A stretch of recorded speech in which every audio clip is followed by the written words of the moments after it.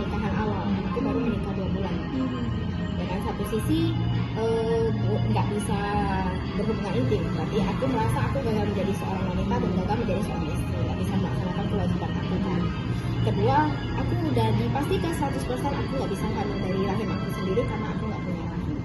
Rasanya pasti kacau banget,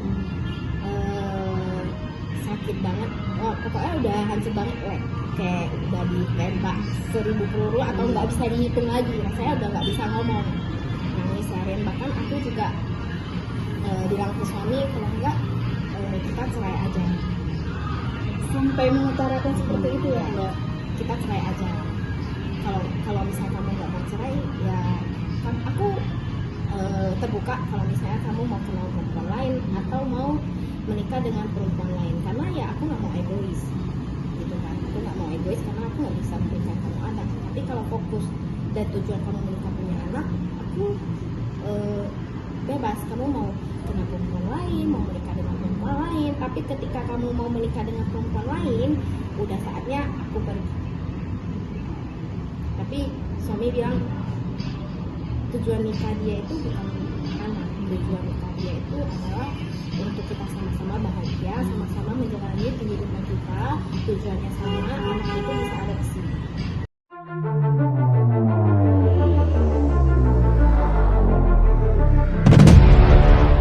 Udah lumayan telat ya. Iya, 23 tahun.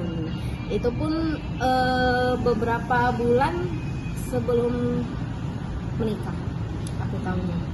Sebelum nikah? Sebelum atau sesudah ya? Sesudah ya.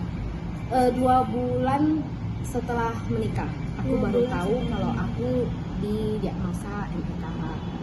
Usia 23 tahun. Benar, usia 23 tahun.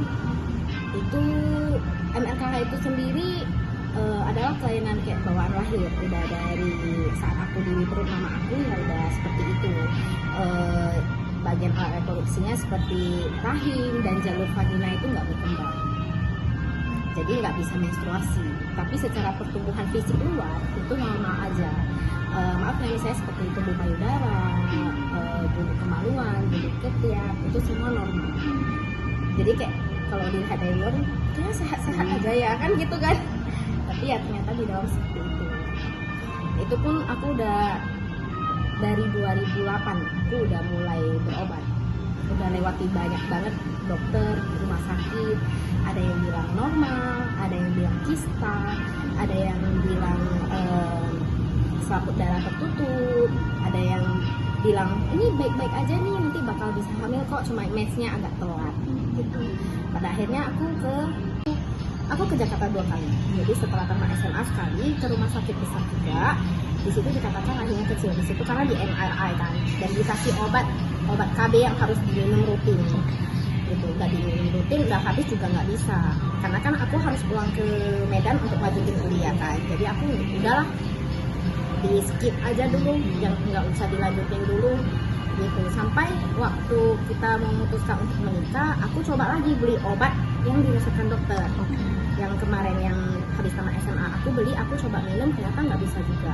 Akhirnya aku bilang sama dia, kita ke Jakarta lagi yuk, ke rumah sakit yang lain gitu kan, ke rumah sakit yang lain yang dokternya lumayan terkenal. Dan di situ aku dinyatakan selaput darah tertutup.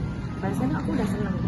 Kata dokternya gini, kamu perempuan tua nih kok, kamu normal, hanya selaput darah tertutup. Kalau memang benar iya, nanti kita bakal operasi kecil. Dia tanya, ada keluhan nggak sih selama ini, misalnya dalam sebulan ada periode tertentu merasakan kram di perut bagian bawah? Saya bilang ada dok, tapi saya nggak tahu karena saya kecapean atau gimana. Karena jujur waktu sekolah, waktu kuliah saya lumayan aktif gitu, dan kerja saya juga di lapangan gitu, karena saya kerja di bank di bagian kredit kan, jadi sering ke lapangan, pokoknya sering aktif lah gitu. Nggak tahu karena kerja